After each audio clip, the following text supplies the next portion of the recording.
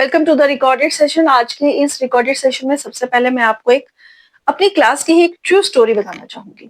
छोटी सी स्टोरी है। हुआ यूं कि मेरी प्री प्राइमरी क्लास थी, आप कह लीजिए नर्सरी थी वो क्लास, और बहुत ही छोटे छोटे बच्चे थे। तो जैसे ही हमारे पास वो छोटे छोटे बच्चे जब आते हैं एडमिशन के बाद, तो हम डिफरेंट एक्टिविटीज पहले उनको करवाते हैं।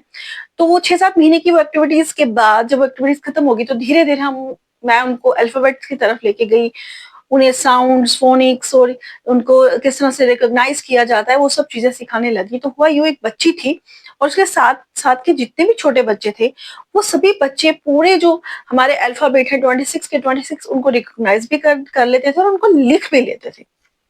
लेकिन उनमें एक छोटी बच्ची थी उसे मैं जब भी उनको मैं कहती कि अब अभी ये आप इनको रिकॉग्नाइज करो, तो वो हमेशा ABCD जी तक रिकॉग्नाइज करती और आगे उसको समझ ही नहीं आता कि आगे क्या है क्या क्या नहीं। तो बहुत 15-16 दिन बीत गए।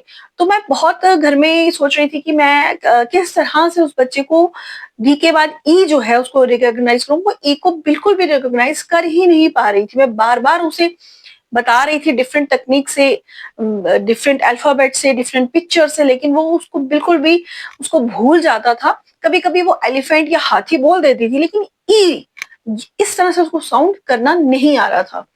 तो घर में इस तरह से मैं सोच रही थी कि मैं आज स्कूल में क्या ऐसा करूं कि उसको वो ये चीज समझ में आए। तो अचानक से मेरे दिमाग में आया कि मैं आज ई को स्किप कर दूंगी और मैं देखती हूँ कि वो कहाँ तक जाती है, उसको कितने अल्फाबेट्स आते हैं। आज मैं ये देखूंगी। और वैसा ही हुआ। जैसे मैं क्लास में गई, मैंने उसके सामने वो अल्फाबेट्स फ्लैश कार्ड्स रखे और एक एक करके मैंने उसको जब बोला पढ़ने के लिए, और वहां से मैंने ई को स्किप कर दिया। तो आप यकीन नहीं करेंगे, उसने बाकी सभी alphabet A to Z recognise कर लिए। और अगले हफ्ते तक, एक जो आने वाले जो 4-5 दिन थे, 7-8 दिन थे, उसमें उसने वो लिख भी लिए, लेकिन ई को छोड़कर।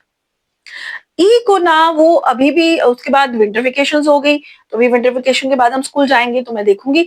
लेकिन उस अभी तक वो ई जो था उसको नहीं आया। उसको सभी अल्फाबेट्स जो थे वो उनको पढ़ पाती थी, उनको साउंड कर पाती थी और लिख भी पाती थी। चाहे मैं बोलती थी जी लिखो, एच लिखो, वो सब लिख लेती थी, लेकिन ई को छोड़कर। तो फिर जब मैंने उसको लिखवाना शुरू कर दिया तो मैंने उसको जहाँ पे ई का स्पेस था पहले मैं ई लिख देती थी और वो बाकी अल्फाबेट्स को आराम से लिख लेती थी। और कई बार भूल भी जाती थी तो मैं उसको बोलती थी आर लिखो, तो वो आराम से लिख लेती थी। लेकिन ई ई उसको नहीं आया, तो मैंने उसको स्किप कर दिया। तो मैंने ये टेक्निक अपनाई। तो यहाँ से कुछ लर्निंग मुझे आई कि कभी कहते हैं ना कि स्टूडेंट्स भी आपको बहुत कुछ सिखाते हैं, कभी क्या बहुत बार सिखा जाते हैं। तो छोटी सी बच्ची ने यही सिखाया कि टीचर को बहुत ज्यादा फ्लेक्सिबल होना पड़ता है।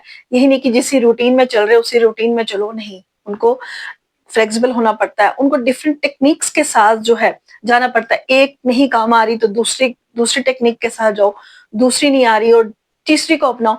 बिहाइंड द टेक्निक भी कभी जाना पड़ता है। और उसके साथ साथ अंडरस्टैंडिंग, उस चीज को अंडरस्टैंड करना, बच्चे को अंडरस्टैंड करना, स्टूडेंट को अंडरस्टैंड करना कि वो क्या चाह रहा है, क्यों ऐसा हो रहा है, वो भी। और एक और लर्निंग मेरे को समझ में आई कि कई बार छोड़ देना भी बेनिफिट देता है। तो कई बार चीजों को हालात पर छोड़ देना भी अच्छा होता है। तो इसलिए मैं हमेशा ये कहती हूँ कि अगर आपके स्टूडेंट को आपके 4-5 टॉपिक्स में से एक कोई टॉपिक नहीं समझ में आ रहा है, तो जस्ट आप उसके बीज उसमें डाल दीजिए, वो आगे चल के जरूर पेड़ बन जाएगा। हो सकता है उसको उस वक्त समझ नहीं आए, लेकिन आगे जैसे ही वो अगली नेक्स्ट क्लासेस में जाएगा उसको चीजें खुद ब खुद समझ में आ जाएंगी। Thank you.